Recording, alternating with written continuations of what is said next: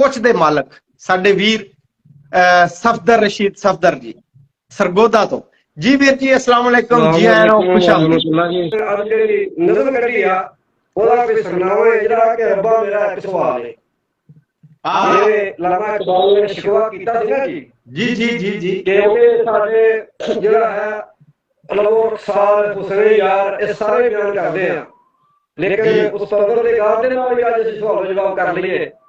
जी बागे जन्नत में मुझे हुक्म सफर दिया था क्यों, काले जहां दराज है मेरा इंतजार कर ते इस मेरे अपने रब दे क्यों साडा रब ਅਸੀਂ ਉਹਦੇ ਬੰਦੇ ਅਸੀਂ ਉਹਦੇ ਅੱਗੇ ਲਿਖਵਾ ਕਰਨਾ ਕਿਹਦੇ ਨਾਲ ਕਰਨਾ।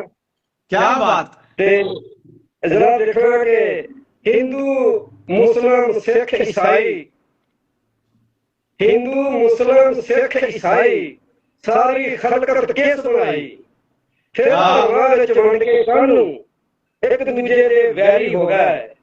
ਇੱਕੋ ਖਲੜੀ ਇੱਕੋ ਜੁੱਸਾ ਇੱਕੋ ਰਾਤ ਵਿੱਚ ਬਨਾਵਟ ਫਰਕ ਨਾ ਕੋਈ ਫਿਰ ਕਿਉਂ ਵਕਤ ਸਾਰੀ ਧਰਤੀ ਲਾਲੋ ਲਾਲੇ।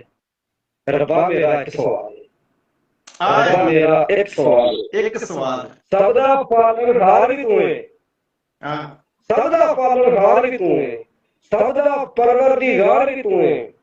ਸਾਰੇ ਤੈਨੂੰ ਵਾਹਦ ਮੰਨਦੇ, ਤੇਰੇ ਬੰਦੇ ਤੇਰੇ ਬਾਗੀ, ਤੇਰੀ ਰਾਹ ਤੇ ਕਿਉਂ ਨਹੀਂ ਚੱਲਦੇ, ਤੇਰੇ ਖੌਫੋਂ ਕਿਉਂ ਨਹੀਂ ਕੰਬਦੇ। ਹਰ ਪਲ ਬੈਠਾ ਇਹੋ ਹੀ ਸੋਚਾਂ, ਹਰ ਪਲ ਬੈਠਾ ਇਹੋ ਹੀ ਸੋਚਾਂ ਕਿਹੜੇ ਦੁਸ਼ਮਣ ਦੀ ਇਹ ਚਾਲ ਹੈ। ਰੱਬਾ ਮੇਰਾ ਇੱਕ ਸਵਾਲ ਹੈ, ਰੱਬਾ ਮੇਰਾ ਇੱਕ ਸਵਾਲ ਹੈ। ਹਰ ਪਾਸੇ ਅੱਜ ਦਹਿਸ਼ਤਗਰਦੀ, ਦੋਨਾਂ ਜਗ ਤੇ ਮਿਲਦਾ ਦਰਦੀ, ਸ਼ੀਆ ਸੁੰਨੀ ਭਾਬੀ ਇੱਥੇ, ਚੋਰ ਠੱਗ ਸ਼ਰਾਬੀ ਇੱਥੇ, ਜ਼ਾਲਮ ਜ਼ੁਲਮ ਕਮਾਈ ਜਾਂਦੇ, ਅਫਸਰ ਵੱਡੀਆਂ ਖਾਈ ਜਾਂਦੇ, ਲੁੱਚੇ ਦੇ ਸਿਰ ਵੱਡੀਆਂ ਪੱਗਾਂ, ਲੁੱਚੇ ਦੇ ਸਿਰ ਵੱਡੀਆਂ ਪੱਗਾਂ, ਮਾਰੇ ਦਾ ਕਿਉਂ ਮੰਦਾ ਹਾਲ ਏ। ਰੱਬਾ ਮੇਰਾ ਇੱਕ ਸਵਾਲ ਏ, ਰੱਬਾ ਮੇਰਾ ਇੱਕ ਸਵਾਲ ਏ।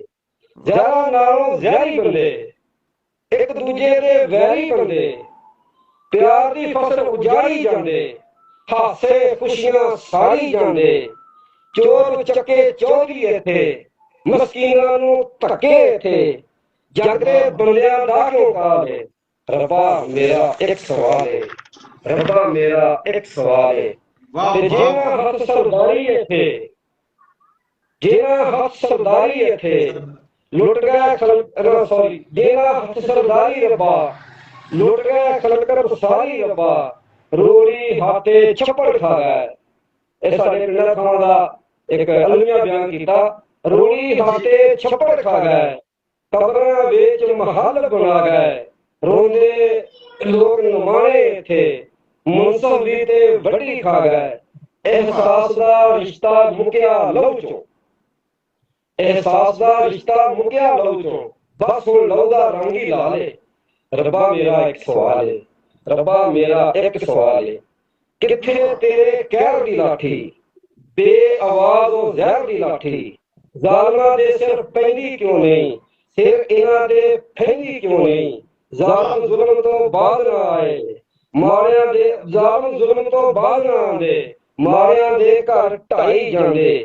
ਸਫਦਰ ਬੈਠਾ ਇਹੋ ਹੀ ਸੋਚੇ, ਸਫਦਰ ਬੈਠਾ ਇਹੋ ਹੀ ਸੋਚੇ, ਤੇਰੀ ਸੰਗਤ ਕਿਹਦੇ ਨਾਲ ਏ। ਰੱਬਾ ਮੇਰਾ ਇੱਕ ਸਵਾਲ ਏ, ਰੱਬਾ ਮੇਰਾ ਇੱਕ ਸਵਾਲ ਏ। ਸਫਦਰ ਬੈਠਾ ਇਹੀ ਸੋਚੇ, ਓਏ ਸੰਗਤ ਤੇਰੀ ਕਿਹਦੇ ਨਾਲ ਹੈ। ਹਾਏ ਹਾਏ ਹਾਏ क्या बात। ਸਫਦਰ ਬੈਠਾ ਇਹੀ ਸੋਚੇ, ਤੇਰੀ ਸੰਗਤ ਕਿਹਦੇ ਨਾਲ ਏ। ਰੱਬਾ ਮੇਰਾ ਇਹ ਜਿਹੜੇ ਹਾਲਾਤ ਤੁਸੀਂ ਬਿਆਨ ਕੀਤੇ ਸਫਦਰ ਸਾਹਿਬ, ਇਹ ਜਿਹੜੇ ਹਾਲਾਤ ਤੁਸੀਂ ਬਿਆਨ ਕੀਤੇ, ਬੰਦਾ ਸ਼ਿਕਵਾ ਵੀ ਉੱਥੇ ਹੀ ਕਰਦਾ ਜਿੱਥੇ ਭਰੋਸਾ ਹੋਵੇ ਔਰ ਜਿੱਥੇ ਸੁਣੀ ਜਾਵੇ। ਬੜਾ ਸੋਹਣਾ ਸ਼ਿਕਵਾ, ਬੜਾ ਸੁੱਚਾ ਸ਼ਿਕਵਾ ਤੁਸੀਂ ਕੀਤਾ। ਤੇ ਮੈਂ ਤੇ ਇਹ ਕਹਾਂਗਾ ਕਿ ਦਿਲ ਫੈਸਲਾ ਮਾੜਾ ਕਰਕੇ ਵਾਹ ਤੇ ਮਿੱਥਿਆ ਕਸੂਰ ਅੱਖ ਦਾ। ਹਾਏ ਹਾਏ ਹਾਏ ਹਾਏ ਵਾਹ ਵਾਹ ਵਾਹ ਕਾਜੂ ਭਾਈ ਕੀ ਬਾਤ। ਇਹ ਅਸੀਂ ਜਿਹੜੇ ਲਿਖਾਰੀਆਂ, ਅਸੀਂ ਜਿਹੜੇ ਕਲਮਕਾਰ ਹਾਂ, ਅਸੀਂ ਜਿਹੜੇ ਜੀ ਜੀ ਅਦੀਬ ਆ, ਅਸੀਂ ਜਿਹੜੇ ਸਾਡੀ ਜਿਹੜੀ ਸੋਚ ਥੋੜੀ ਜੀ ਆਮ ਬੰਦੇ ਨਾਲੋਂ ਤੇਜ਼ ਹੁੰਦੀ ਹੈ, ਜਿਹੜਾ ਕਵੀ ਹੁੰਦਾ ਹੈ ਉਹਦੀ ਸੋਚ ਥੋੜੀ ਜੀ ਐਡਵਾਂਸ ਹੁੰਦੀ ਹੈ। ਸਾਡਾ ਤੇ ਕੰਮ ਇਹ ਸ਼ਿਕਵੇ ਆਪਣੇ ਮੁਆਸ਼ਰੇ ਦੇ, ਆਪਣੇ ਸਿਆਸਤਦਾਨਾਂ ਦੇ, ਆਪਣੇ ਜਾਹਲ ਲੋਕਾਂ ਦੇ, ਆਪਣੇ ਰੱਬ ਦੇ, ਜਿਵੇਂ ਅਸੀਂ ਤੇ ਲਿਖਦੇ ਆ ਰਹਿਣਾ ਜੀ। ਜਿਵੇਂ ਮੁਸਤਫਾ ਜਿਹੜਾ ਨਾ ਜੀ, ਉਹ ਤਸਵੀਰ ਬਣਾ ਕੇ ਤੇ ਆਪਣਾ ਮੁੱਦਾ ਬਿਆਨ ਕਰ ਦਿੰਦਾ, ਇਸੇ ਤਰ੍ਹਾਂ ਹੀ ਜਿਹੜੇ ਅਸੀਂ ਸ਼ਾਇਰ ਲੋਕ ਹੁੰਦੇ ਆ, ਅਸੀਂ ਲੋਕ ਆਪਣੇ ਅੱਖਰਾਂ ਦੇ ਰਾਹੀਂ, ਸ਼ੇਰਾਂ ਦੇ ਰਾਹੀਂ ਜ਼ਮਾਨੇ ਦੇ ਖੋਜ, ਜ਼ਮਾਨੇ ਦੀਆਂ ਛਾਈਆਂ ਬੁਰਾਈਆਂ ਦੋਵੇਂ ਚੀਜ਼ਾਂ ਅਸੀਂ ਬਿਆਨ ਕਰਦੇ ਹਾਂ। ਸਫਦਰ ਸਾਹਿਬ ਬਹੁਤ ਬਹੁਤ ਸ਼ੁਕਰੀਆ ਜਦੋਂ ਤੁਸੀਂ ਸਾਥ ਦਿੰਦੇ ਹੋ, ਆਪਣਾ ਕਲਾਮ ਸੁਣਾਉਂਦੇ ਹੋ। ਤੁਸੀਂ